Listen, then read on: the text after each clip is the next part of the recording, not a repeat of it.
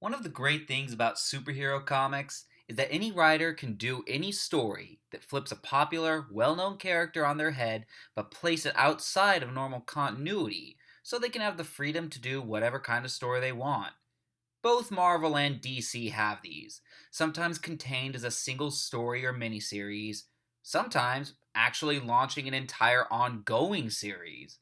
Some of them are good, some of them are bad, but even the bad ones, you gotta appreciate that they were willing to try something new instead of just rehashing the same story again.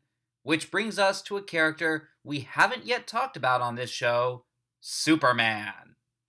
Superman is probably the most famous superhero of all time. The costume, the mythos, you will believe a man can fly, the iconic John Williams score. But just imagine, if you will, what if the defender of truth, justice, and the American way was instead fighting for Stalinism, socialism, and the international spread of the Warsaw Pact? That's the premise of today's book, Superman Red Sun. This book has some sentimental value to me, because it was actually the first Superman book I ever read.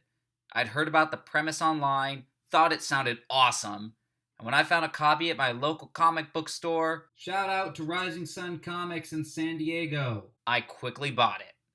Superman Red Sun was written by Mark Millar, a name we will be hearing again in future episodes, with artwork by Dave Johnson. The story is the ship that brings Superman to Earth doesn't crash in Smallville, but in the Ukraine, with Superman coming of age in the 1950s, right as the Cold War is heating up. Soviet propaganda boasts of their newest hero, making it clear to a terrified American public, there is only one superpower now. In response, the US government tasks Lex Luthor, who in this story is married to Lois Lane, to find a way to kill Superman. What follows is a 50-plus year epic as Superman reluctantly becomes leader of a growing Soviet Union while Lex Luthor heads a crumbling United States and becomes increasingly obsessed with killing Superman. But even though this is an Elseworlds tale, it's still firmly set in the DC universe, as we get alternate versions of characters such as Wonder Woman, Bizarro, Green Lantern, and yes, even a Russian Batman. In Soviet Russia, hockey pad, no wearing you! I snark, but in all honesty, he probably gets the most badass fight in the whole book. Bat fans, you'll be proud. What's really great about this book is that it's not a simple good versus evil story.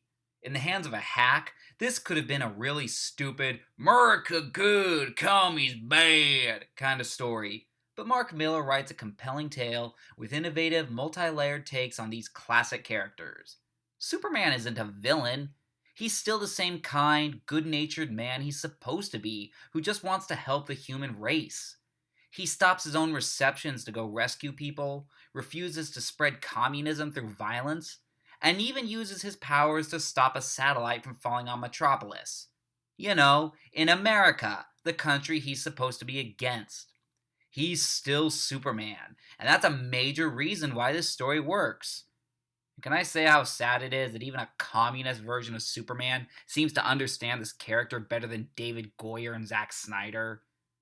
I'd of course be remiss to not mention the contributions of Dave Johnson's artwork.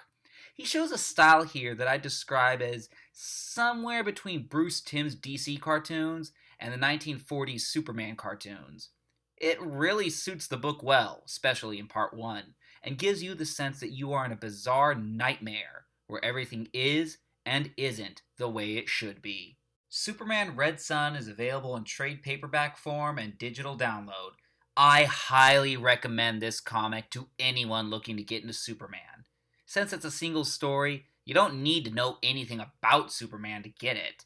As long as you know the basics of Superman, his powers, Lex Luthor, Lois Lane, Kryptonite, i.e. the stuff that's soaked into pop culture anyway, you already know everything you need to enjoy this book, and the rest is explained naturally through the story.